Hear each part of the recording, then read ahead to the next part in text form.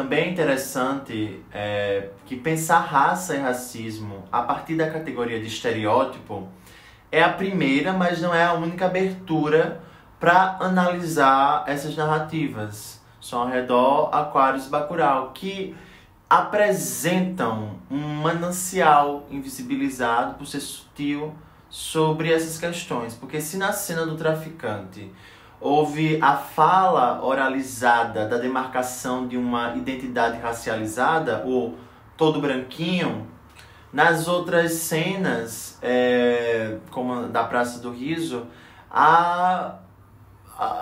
tanto a questão de uma palavra textual não expressada, né? Tem a cena específica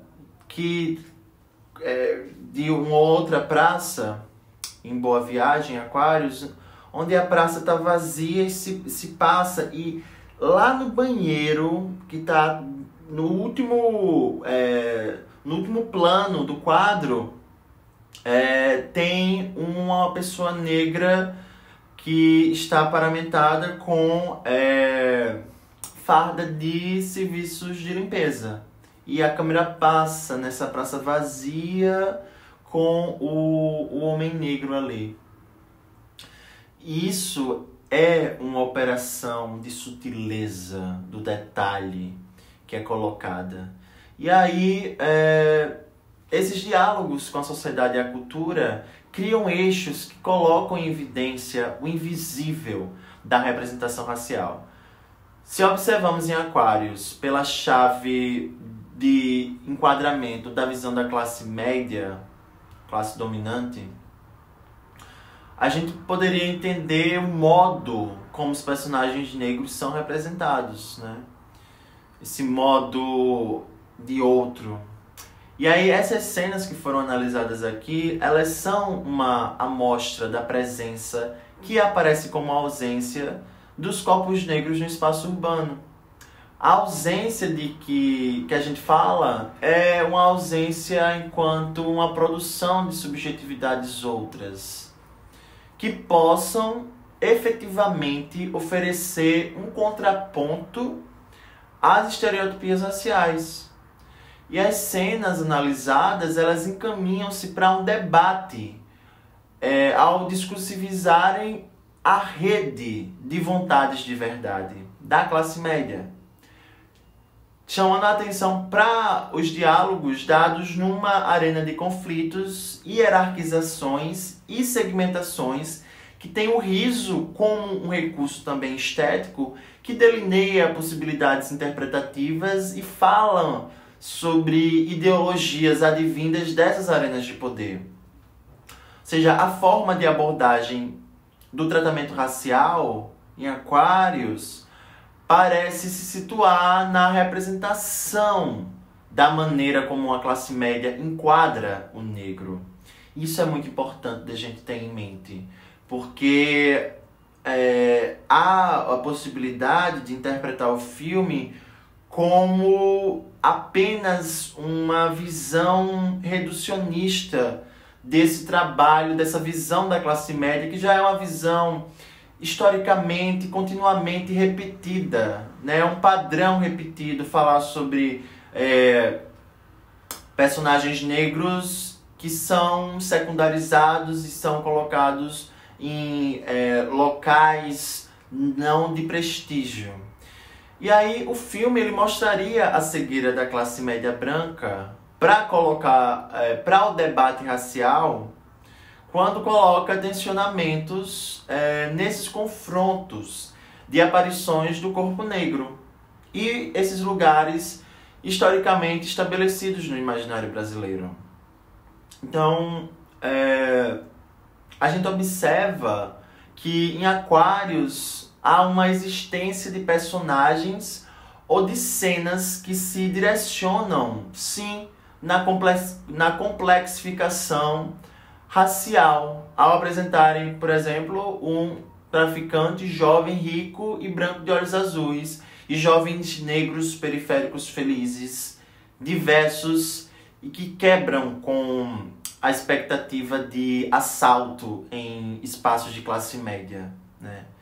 Então, veja, o filme Aquários especificamente, apesar de não tratar diretamente de questões raciais, assim, tomando o plano central da narrativa, ele pousa em um ponto essencial para entender o racismo no país, que é o espaço urbano brasileiro.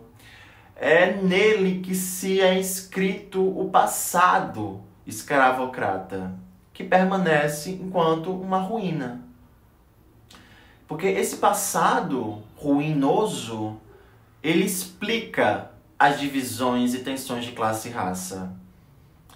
Porque ao final de Aquários, o prédio, né, que além de dar nome ao filme, é o lar da personagem principal, que tem esse nome sugestivo, Clara. Esse prédio está tomado de cupins. E esses cupins lentamente roem as suas estruturas. Então, eu diria que também se trabalha no filme, nessa narrativa, o prédio como signo de um passado histórico urbano que pode ser evocado de modo positivo ou negativo, a depender do recorte racial e de classe. Porque, quando observado a partir de um olhar positivo de classe média e alta, o passado ele traz uma retórica de ideia de cidade menos hostil, mais segura para uma classe média que morava em pequenos prédios multifamiliares, por exemplo, como é o caso de Clara, que são símbolos, esses prédios, de uma promessa de tempo moderno, em que as demarcações de renda e oportunidades profissionais, elas estavam concentradas, como esse passado, visto que elas estavam concentradas, né? Como esse passado idealizado.